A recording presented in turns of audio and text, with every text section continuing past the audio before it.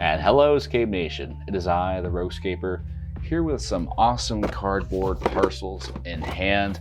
Renegade was kind enough to send some boxes of the upcoming wave in my direction for me to open up and eventually paint.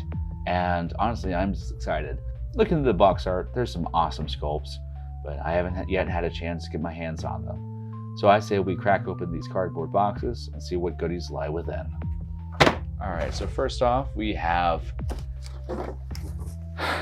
Wing Commander Tuck Harrigan and Vorid Glide Strikers. You notice the box is slightly open. That's because my camera decided not to record, and I had to go back in a brief second and close it back up as I reopened this. So it's all honest here on the Heroscaper channel. So first off, let's read the back of the box, as it does have some new lore. I heard that is separate from the inside. The seemingly sudden rise of the new Valkyrie General Maladrix, and the rampant industrial might she commands has changed the course of the war. What her forces may lack in numbers, they more than make up in ingenuity and panache. The sight of her intrepid Vorid troops weaving through enemy fire and clockwork wings with practiced precision, picking off foes at every turn, is a sure sign that a battle is soon to turn in Maladrix's favor. So, you know, nothing like a war profiteer right here. And then we got the cards we'll be looking at in a second. In this video, I plan on not only reviewing the units, but also going over the unit's cards and abilities as well. All right, so first off, let's move this here so we can be in focus.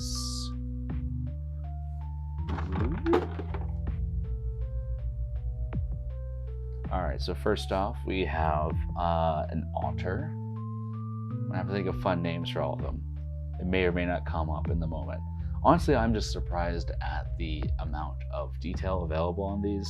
These honestly have very fine sculpts. I can't wait to paint these. Just the individual wings, the veins on the wings.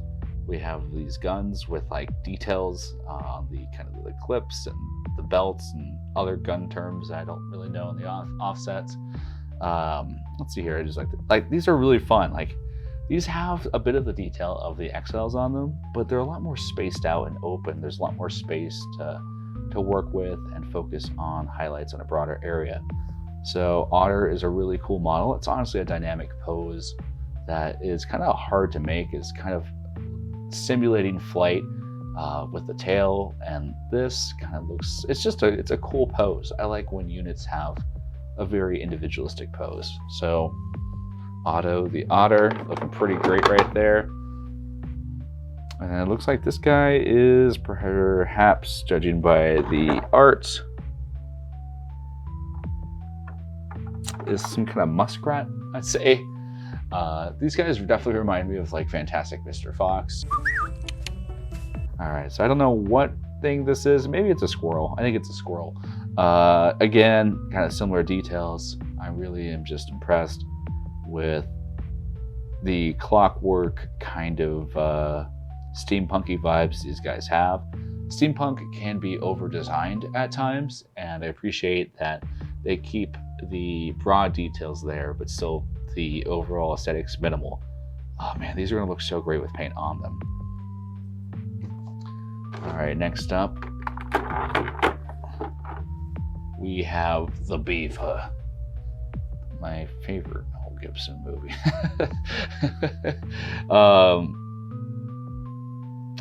Let's get a slight bend there, nothing too serious, but looking pretty slick. He has a robotic arm. I have a lot of crazy theories about this beaver. I think he becomes the Iron Lich. No one else believes me. I'm the only one who knows who knows the truth, I think. Because look at that robotic arm. And he's got kind of a squat body. I don't know. I have one of the videos I am planning on making is just my elaborate theory on the Eisenecks and the Vorids, because what is their relation? Where do they come into play with each other? I've asked the lore master, Jeremy, some details on that, and he's been kind of cagey about everything I've asked him. So now I am left to speculate in pure madness.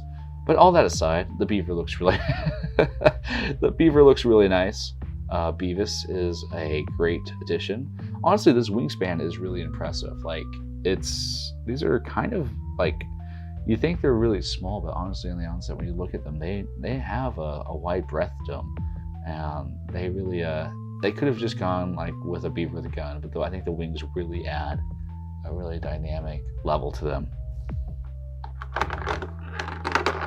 All right, and now we actually have fantastic Mr. Fox, George Clooney himself. I'm making a reference to every one of these probably. I'll have a video clip and what instantly comes up with the Otters, Zootopia.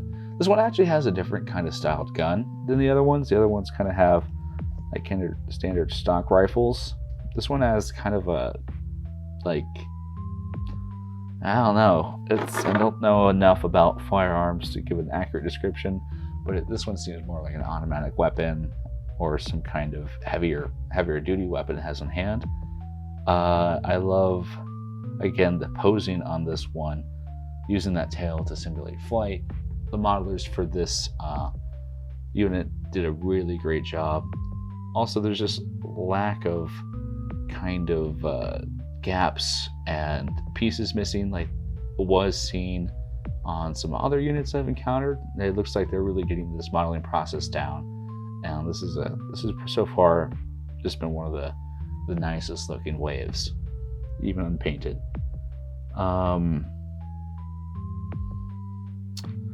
That neck area is going to be hard to paint, I think, but nothing too impossible. It's just kind of some weird angles. You'll definitely want to use some thin paints. These things will respond really well to speed paints. If you're just getting started, you can bring out all these detail and fur texture quite easily.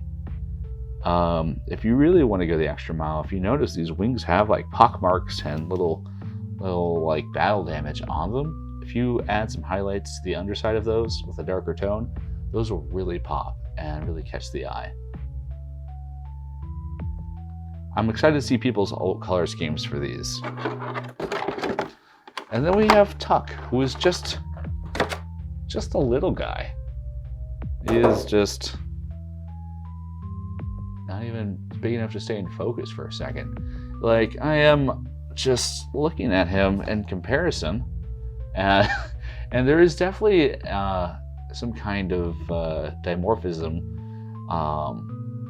amongst the Vorids. Even like the Earth sign, they have some that are like, they grow proportionally larger, you know, like, but I like it. I mean, this guy is incredibly small comparatively. Like, he's just a little guy. Yeah, that's honestly, I don't know if the Wing Strikers feel big now or Tuck feels small. I honestly thought all the Glide Strikers would be kind of this size. I don't know how I feel about that, but I like that he's little. Like, he's just a little guy. I think it's some storytelling, some world building, especially since his bio describes him as this kind of boisterous kind of individual. So I like it. I think I'm a fan. Also, squirrels are just kind of smaller species than, like, I want to say this guy's a muskrat, but maybe he is a squirrel as well. I don't know. I don't know what his animal is. He's the most ambiguous one. Maybe a weasel, but his tail's a bit too fluffy. Or a badger of some kind. I'll have to do some more research on this. But not to say, it's still a really great model. I like the little jetpack booster he has on hand. Again, painting this, you want to use very thin paints just because there's some very, very scant details. I think this is the smallest unit released in AOA so far. If memory serves me well, I'm sure there's something smaller, but he's nice and compact, but he's got he's got a fun pose, nice and simple. And no areas are too hard, and there's like not an insane amount of details to distract from just getting this guy painted. So we're looking really good. I think the Glide Strikers are really well modeled, and he's just so small. Like, my camera doesn't even want to focus on him. That's how small he is. All right, now let's review these cards and get some of my thoughts on what they have to say. Again, they come in a clear plastic bag, which you can use to pack your sandwich the following day if you don't need. So we have Wing Commander Tuck Harrigan, a Vorid champion. He's precise and a small 3, so he's the same size as the old dwarves. Glide in 13. Tuck Harrigan does not start the game on the battlefield. If Harrigan has not been placed on the battlefield before revealing a numbered order marker, you may roll the 20-sided die. If you roll a 13 or higher, place Harrigan on an empty space. You cannot place Harrigan adjacent to other figures, and then you can move all of your unrevealed order markers to this army card. He has the evasive power, where he gets +1 when defending against non-adjacent figures, and of course he has flying, which is nice to have for someone so small. So he has kind of a unique stat spread here. He has attack 3, defense 2, range 6, move 5, and 4 life. Now, not the most impressive attack spread, and range in the contemporary format is always great to have, as that's kind of was a rare thing. Defense 2, of course, is not always good, but for 60 points and 4 life, you honestly can't complain. He can slot into any army, and he can fill in some roles in cleanup. He is kind of limited by his placement, but it also means that he won't get sniped early on in the game. So if you play him right, you can bring him in and recover some failed order markers by placing them all onto him. So he gives you that versatility of let's say you have a hero that just blanks and dies in one turn. You can try to bring in Tuck Harrigan if your second order marker's on him, and take a turn with him. So that's really great. The Evasive 1 is a great power to have, especially considering he's going to be grabbing height when he flies in, if that's available. So he's defending with 4 from ranged attacks, which isn't a terrible defensive spread to have for a 60-point filler figure. He doesn't really have lots of synergies at this time, but he's just a fun little guy, and what's not like about this squirrel guy. All right, and then we have the Vorid Glide Strikers, a very divisive unit. People haven't figured out if these guys are good or not. I haven't yet either. I'm excited to try these guys. I think they're going to be really fun and require a bit of finesse. They're kind of a rehashing of the Airborne Elite of old, with a bit more versatility and a bit more dependency and a little bit less immediacy. They are Vorid Scout, so you could pair these guys with some Scout builds, like put these guys with the Phoenix Warlord from the classic release, and they can be moving 6, which is always great. And you can pair them up with some other stuff that isn't as effective. If for some reason you wanted to use these guys in a melee build, you could put them up with the Tribesmen. I wouldn't recommend that.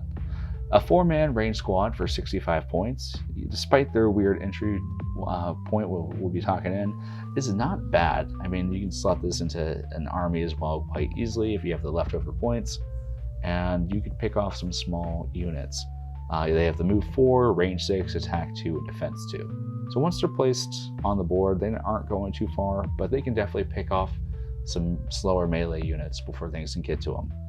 They have glider landing. Vorid Glide Strikers do not start the game on the battlefield. Before revealing an order marker on this army card, you can place 1 Glide Striker from this card that has not been destroyed onto an empty space. You cannot place that figure adjacent to other figures. This placed figure cannot be moved normally this turn. So once a turn, you can drop 1 down. So it takes 4 order markers to drop them all into the game. So you really have to probably stage these out and plan ahead. Because if you save these guys to the end game and the end round they're not on the board, then you kind of lose the game state. But if you bring them out too early, then you then they just get picked off. Now, there's some fun strategies I've seen kicked around, whether just to use them as an early drop force to tie up the enemy, but most people say that their low spread doesn't tie too much into helping with that.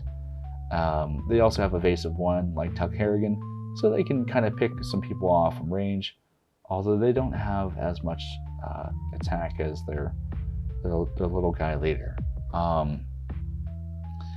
Yeah, these guys are very interesting, I think. But if you have managed to eliminate range and bring these guys in slowly, you can easily grab glyphs or other key points as your other army kind of prepares to kind of engage.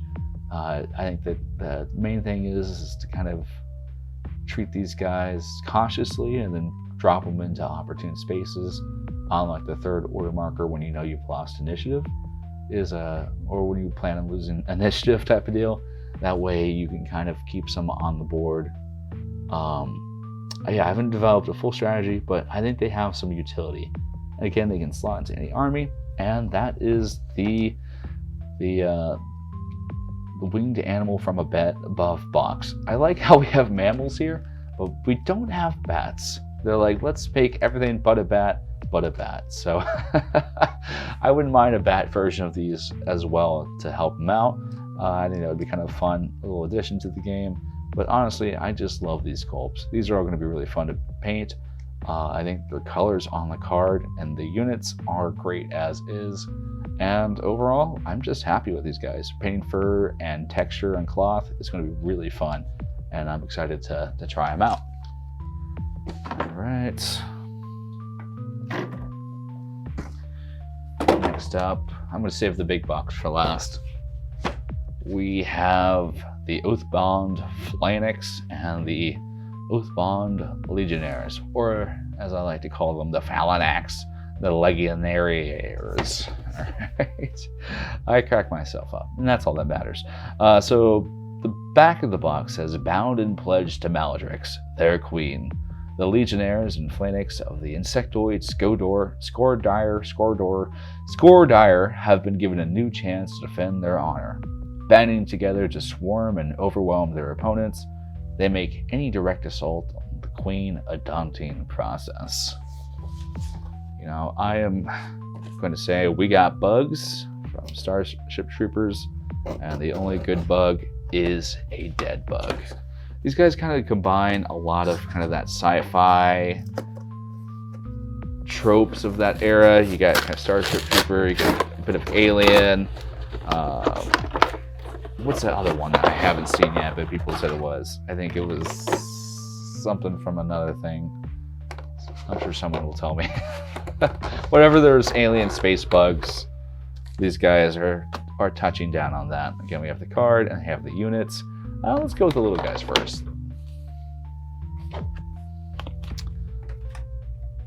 All right, so first we have these guys. These are the Phalanx. Oh, no, these are the Legionnaires, I'm sorry. They are just quite small. Let's see, compared to... They're actually shorter than the wing commander. I like having lots of little guys on the battlefield. I like when spiders and repulsors are seen. So less time to paint is always is always a great thing. These guys are interesting that they have 3 bugs on one card, but they have like 2 smaller bugs underneath kind of a bigger, more detailed bug on top. These things I think will be a bit harder to paint. I definitely recommend using some black primer on these, as there is some really hard to access areas on these models. That's not nothing against it. There's plenty of models out there that are hard to engage with, but you definitely want to have some of these hard to reach areas covered in shadow, because honestly there's not a way a brush can get into that right there.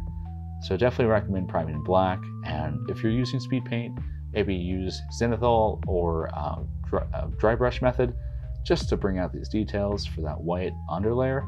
But if you spray that white in there, you're not going to be able to get to that easily, is my word of advice. They actually have a big base, like a Deathwalker base. I thought they would have a smaller one.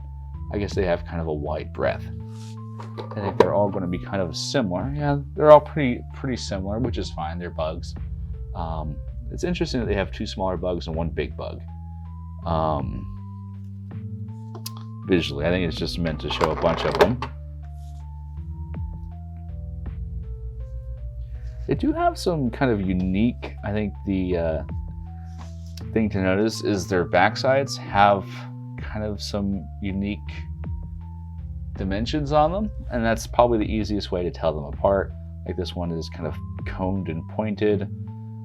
This one is more narrower and ridged, and this one's more wider and thicker and ridged. So it's a good way of denotating them individually, and then this one is also kind of wide and ridged. This is like kind of the most unique model out of the bunch. He has kind of like a coned head and a much different pose, but sculptor did a great job of still giving all these kind of same things a bit of subtle distinction in each one. These are going to be fun to teach how to paint, just because I am out of focus here. Just because they got little eyes and little teeth, and they're not hard. These are probably the easiest guy to paint, but you got to be kind of aware of what they are, what they do. Otherwise, you might get stuck again in those areas where, let's see, if I have a brush, like, you can do that, but you're not getting any control or anything like that. So just be aware of that.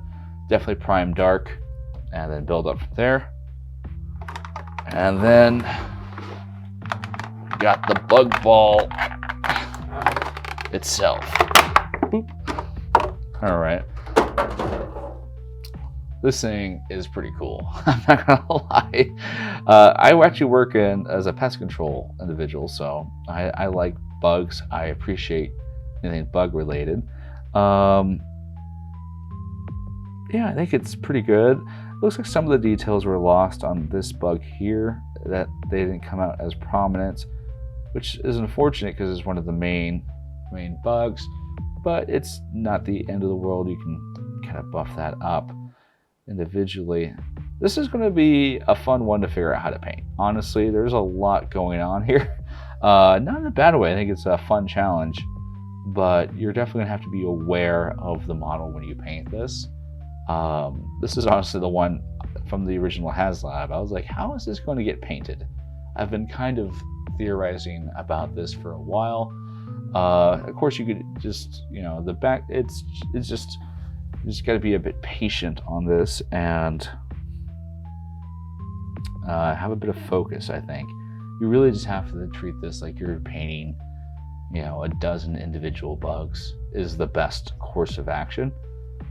Speed paint might be a very great method to go about this, just because it's all a conglomerate of bugs, like those wasps that form the ball around their opponents and this type of stuff.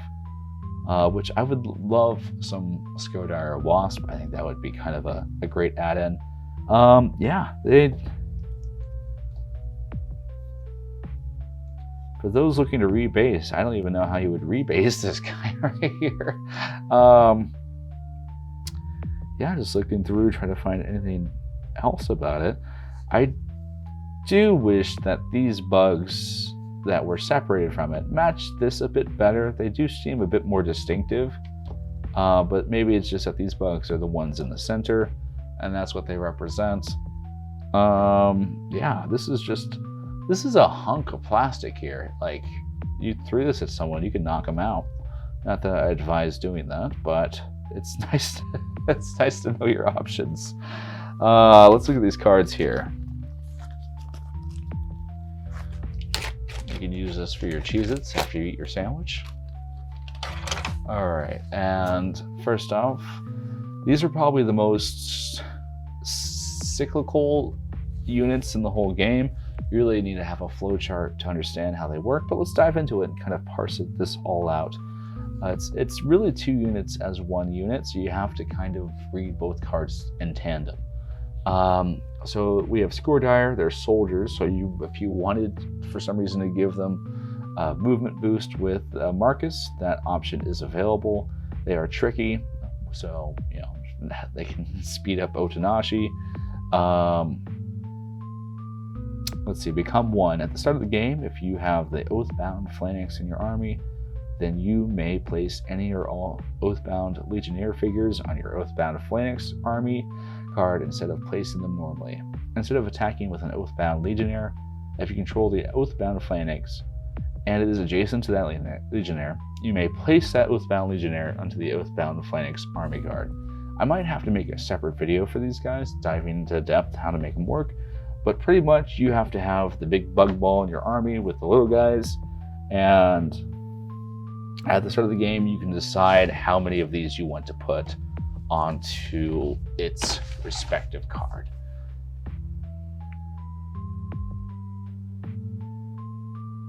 You may choose any or all of them, so you can put one, and there's some tactical decision to be made there as well. And additionally, instead of attacking at any point, these guys can hop on to the Phalanx's card to build up the bug ball. These guys have disengage, which is always a nice power to have, and a decent stat line of 6, 3, and 3. They also have climb ×2. Essentially, that means they can climb over those small 3 hills and bumps without, so if something is 5 high, they can climb up to that, provided they have the movement available. All right, so looking at these powers, we have Become One. So at the start of the game, if you have the Oathbound Phalanx in your army, then you may place any or all Oathbound Legionnaire figures on your Oathbound Phalanx army card instead of placing them normally. Instead of attacking with an Oathbound Legionnaire, if you control the Oathbound Phalanx and it's adjacent to that Legionnaire, you may place that Oathbound Legionnaire onto the Oathbound Phalanx army card. So at first it sounds like a bunch of nonsense, but in reality, when you start the game, you can choose any or all of these guys to put onto the Oathbound Phalanx. This card works as a dual card. Essentially, you have to have both cards kind of as one individual unit, which is a fun concept, but a bit hard to explain in a singular nature. So you can put any of all of these on this card. When we get to the Phalanx, we'll discuss what that affects. Also, in their turn, instead of attacking an opponent, you can just pop them on the card if they're adjacent to it. So once they become the giant ball of balls, the angry bug ball, as it's called, let's look at what it is. So they are devourers. So there is some play with Dumatevs if you want to buff them up. I don't know how viable that is, but that is an option. And Terrifying, I know VC has a lot of stuff that proxies off Terrifying, so maybe these guys can find their way into an Atraxis army. Again, I don't think that's their optimal usage, but there is some fun stuff in the customs and classic community for Terrifying. So first power is Break the Link. Before taking a turn with the Oathbound Phalanx, you may place any Oathbound Legionnaire figures you control from this army card onto any empty spaces adjacent to the Oathbound Phalanx. After revealing an order marker on the Oathbound Phalanx, and after taking a turn with it, you may take a turn with any Oathbound Legionnaires you control. So essentially, you can use the Phalanx as a bus for your squads and take them out, and you place any Oathbound. Yeah, so there's some fun interplay with that, and these guys can hop back on if they don't want to attack. And there's reasons why you want to break apart and come back together. It's because if one falls, the swarm survives. When the Oathbound Phalanx would receive 1 or more wounds, you may remove an Oathbound Legionnaire figure from this army card and destroy it. If you do, ignore all wounds the Oathbound Phalanx would have received. Now that's very important. So you have to decide if having a single live unit is more important. Essentially, a single powerful unit is more important than having multiple squad attackers. Depending on your matchup, it's maybe better to have more squads attacking and breaking through, or if you're kind of in a hero heavy or heavy hitter format, or if this is kind of like one of your last guys remaining, you want this guy to effectively have 4 more life, but those lives extend a lot further because it pretty much provides you whiff protection. You can whiff all 3 dice on 7 attack and lose just 1 Legionnaire. So that's a very powerful ability. I think these guys will be good once someone learns the cadence of when to ebb and flow effectively with them. And then they have the All is One special attack, and you can attack once for each Oathbound Legionnaire figure on this army card. When attacking a small or medium figure with All is One special attack, if you roll a skull on every die, the defending figure cannot roll any defense dice and is immediately destroyed. So that's pretty insane, actually. If you, I tried to be free from editorial, but if you're lucky on this die, you have the ability to to insta-kill them. So this thing is a hero killer, more so than anything else, is when you want to keep this thing alive and active. It's specifically kind of small and medium things. If this thing can get next to Raylan, or even better, like a heavy defensive unit that's just hard to kill, this thing doesn't receive wounds. So this bypasses like microcore, you know, their suits. When they get the insta wounds, it just insta kills them, much like the stingers of the wretches. And you can attack multiple times for each one on this card. So you can have up to 4 attacks of 3, not limited to individual figures. So this thing can attack 4 times with 3 with its special attack, which is pretty powerful considering each one has a potential to insta-kill. That's brutal.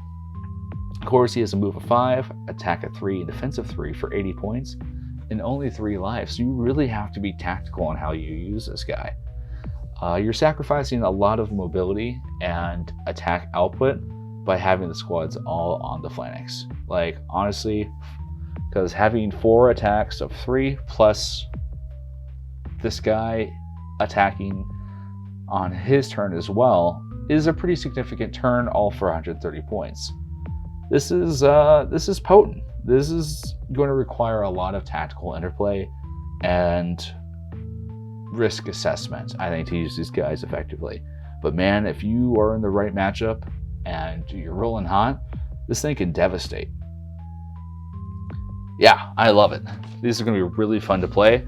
I think honestly, in terms of a new player, maybe wouldn't recommend playing with these guys just because they do require a bit of that crinkling of the brain. But I like that we have some units with, you know, you have the bears who are in the simple end of the spectrum, intentionally so, as I've talked to the designers about that, and that's fine. There's nothing wrong with playing simple units that are easy to understand. But man, I do love a unit that is like, you have to parse your interactions. You have to understand the risk and reward of using them. I think these are probably my favorite interplay and designs I've seen in AOA so far, honestly, just because it's so fun and so thematic, and it's nothing like we've seen before. Even though it touches on like ideas we've kind of circled around, this really is unique all to its own. So bravo to the designers for this one. Excellent addition to the army, and I can't wait to figure out how to paint these guys. All right, and closing us out, we do have the Buggus Magnificus and the Buggus Miniacus. We have Queen Maladrix and Festering Honor Guard. Both great names. The back of the box text says, in the battle of all time, the moment before she succumbed to her injuries, the soft, rasping voice of Revna called the Queen of the Skodire to a different fate. Now in the distant world of Valhalla, and very much alive, Maladrix and her faithful guard work in tandem to prepare the remnants of their hive for war. Yeah, these guys are... Also, I just would like to note that this box is comparatively bigger than the other boxes. It's like twice as thick. So I think in terms of just value of dollar per plastic, this is definitely, you know, if you're looking to kind of just to invest in one of these boxes, this one is just immensely more hefty.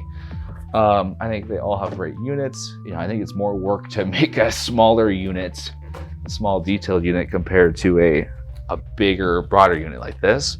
But I mean, you have a squad of 5 and Maladrix, which is a great deal for someone looking to kind of hop into this.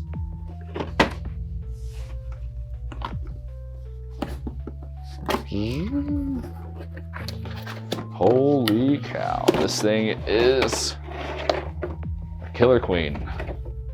If I had the rights to it, I would play Killer Queen here. From Queen, to emphasize that fact, maybe I'll include a sting. I don't know. Editor and me will decide that. We'll save the biggest for last. We'll do the little guys first.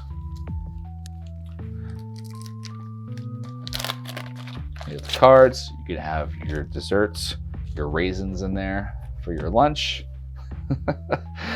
I find that funny. I don't know why. Okay, so we have first the Festering Honor Guard. Someone forgot to put these guys in the refrigerator, and they've grown rank with anger. They're just like little nids. I thought I would get these guys and the bugs mixed up, but I don't think I will have that issue. I like that they look like they're the same species and same hive, but very distinct. I mean, the advantage of these being unpainted is that you could definitely, separate these even further with color choice, but there's no mixing these up on the battlefield. One's small, the other's not small. All right, so this guy, the bugs they most resemble are almost like louse or lice, kind of like a bed bug variety with maybe a little bit of pill bug on them. I'm using my entomology facts here. Or mites. Honestly, they look more like mites if I was to say. Again, all very similar, which is not bad. I don't mind if a squad all look similar, but they really did take the effort to. This is a weird one. This one's like extended out. Like these things are carapaces, and apparently they have the ability to extend themselves. According to this sculpt right here, it's like goes out like this, which is I think a fun little world building detail. Like they kind of are like segmented, not like true bugs. And I'm nerding out on the bugs here. They're segmented, not like true bugs. Like almost these are more like roly-polies. Like whereas their bodies is divided into parts and it kind of extends, but still has kind of insectoid legs as part of it. Huh, that's really interesting.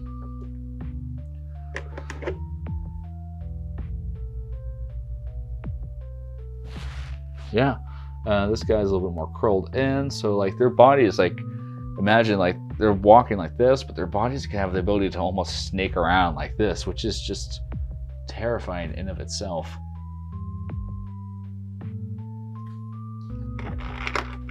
Again, these guys will be really easy to paint, like 2 or 3 colors, and you're done. And they're so small, you don't have to worry about all the minutia.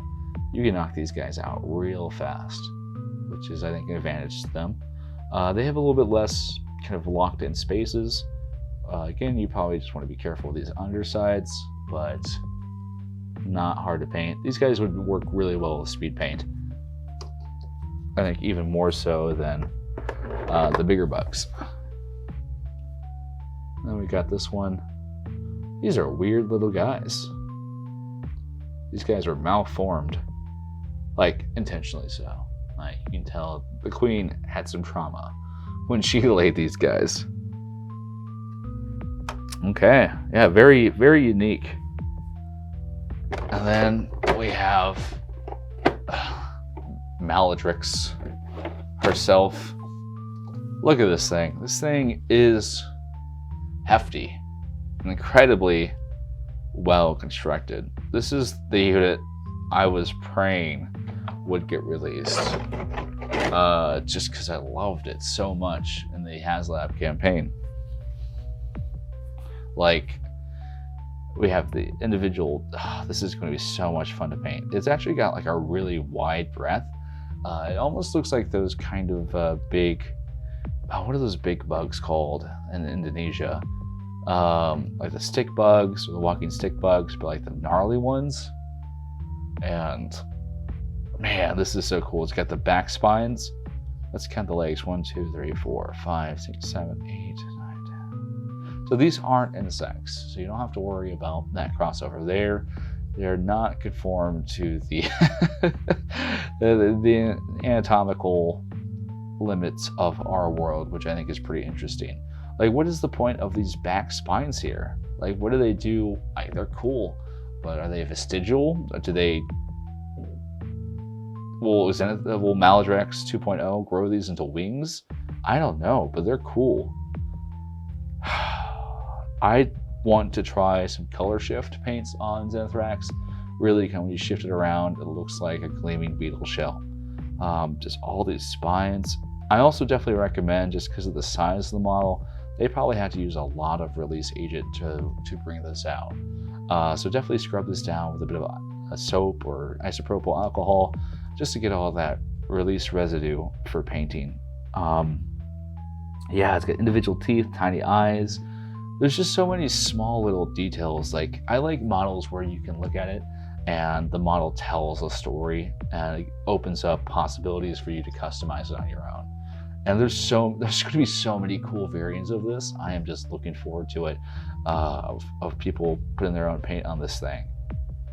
I like the Baja Blast color scheme, but I'm definitely could see some fun other colors entering the array as well. And then you kind of have this weird emblem. And whoever sculpted this did a lot of research into insects and insectoids. Like, there's elements of scorpions in this, as well as spiders, and this is like the all bug. There's a little bit of praying mantis and even like some crustacean in it a bit. And you know, they have these claws, they have these claws, they have those. Like, what are these for? What are these claws used for? Like, I don't even know. But it like queen insects are usually kind of bigger and have some like vestigial features on them. And man, this is just such a cool unit. Like, it is. I don't even know. Do I have a unit nearby to compare it to? So here's the Iron Lich, who's pretty significantly big, and then here's her. Like, they stand eye to eye. Her a bit taller if you count the head crown. Like, that is just a bunch of plastic. It's honestly insane that this is the similar price as the Glide Strikers. I think the Glide Strikers are just more detailed, but this is cool. I could gush about this model all day. There's so much you can do with here. Just want to be careful to get the undersides really well. Everywhere you look is a focal point, which is nice. I like when things have texture and angles. Yeah, this is done being cool. And finally, let's look at their respective powers. I think we will go with the Festering Honor Guard first. These guys are guards, so you can bring the Warden in with them to give them a bit of movement boost, which is kind of flat and provides the Scourdier with a much needed range component in their army. They are relentless. There's a lot of relentless army building as well. I mean, you could bring Costum out with these guys. It's not advisable, but it's possible. I mean, in a certain army, maybe. The advantage these guys have is that they have high move, and they're a squad of 5. Like, 5 units even attacking with 2 a turn. Alright, so the first power is Parasite. For the entire game, if one of your Festering Honor Guard is on a unique hero's army card, at the end of the round, you must roll the d20 for that hero. If you roll a 17 or higher, destroy that hero. And if a Festering Honor card is on the unique hero's army card, when that hero is destroyed by the special power or by a normal attack, special attack, or leaving engagement attack, place the Festering Honor Guard on a space that hero occupied if possible. Yeah, so this doesn't make much sense until we read Maladrix's card, but effectively they have the ability to chest burst out of their opponent, and also if that opponent dies pretty much from any means, barring a few special abilities, they also rebirth as well. So they also have Motherless Rage. If Queen Maladrix the Conqueror is in your army, when she is destroyed, you may move any unrevealed order markers from her army card to this army card. Festering Honor Guard, add 1 to their attack value if Queen Maladrix is in your army and destroyed. I kind of wish this ability said if she wasn't in your army. That way they had some versatility in army building, regardless if she was destroyed or not. But as is, it gives you some ability if your king unit dies and you're not just stuck kind of with a useless squad. It bumps them up. 5 attacks of 3 is pretty significant. With 6 move, they can scatter across the board, and you know, Heroscape is really about calculating how many units you can theoretically lose in a turn. So let's say your army advances to the mid-game state and all 6 attacks kill their respective targets. You could kill 2 squads worth of advancement in a single turn. I mean, all 5 attacks kill almost 2 squads worth of units in a single turn. Like, you could kill like someone's almost 2 squads worth of advancement and development, and they're really fighting with a hand behind their back at that point. And then that's also just extra attacks that they have to throw at them as well. So these guys can become kind of potent with 3 attack. It's not to be discounted as a worthless power. Now to Queenie herself. She is a queen.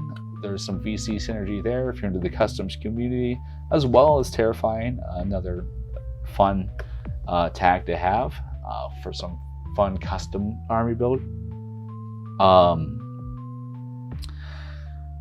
She has the Festering Honor Guard bonding after revealing an order marker on Maladrix, the Conqueror, and before taking a turn with her, you may first take a turn with your Festering Honor Guard. So just simple bonding, but tied to the hero, which I like the trend of this happening. I think is a great way to balance the potency of squads with the, makes heroes important, which I always think is nice. Double attack, which is always nice for any hero to have because it gives you both options and versatility, because it's all about that theoretical amount of units you can destroy in a turn. And then we have Infestation 9. After taking a turn with Maladrix, you can choose a unique hero adjacent to Queen Maladrix that does not have a Festering Honor Guard on its army card and roll the 20-sided dice. If you roll 9 or higher, you may place one of your destroyed Festering Honor Guards on that hero's army card. So what's really significant about this is it's one of your destroyed honor guard. So it's a squad of 5 with the ability to revive. Admittedly, it is hard, but if Maladrix puts this on a wounded hero, regardless if they burst out of the chest, they still do have the ability to respawn once they're destroyed, which is pretty significant. And a 9 is a low threshold for that to happen. And a double attack, look at this stacked stat line. 6 life, 6 move, 4 attack with double attack, and 5 defense. Once you can get up to 5 defense, you're really hard to be punctured by those 2 attack or 1 attack squads. You need to start reliably hitting with 3 or 4 to do even a bit of damage. But really, to pierce through that, you need a bout of 4 or 5 reliably to take this thing out before it takes you out. This is just a unit. I think it's going to change the current meta of the game. I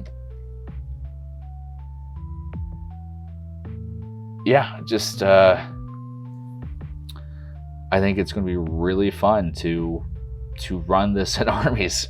It's big, it's imposing, and it's spectacular. I mean, what more can you ask for a unit? I'm in love. Like, it's this is friendship ended with Iron Lich. New friendship has begun with Maladrix. Maladrix.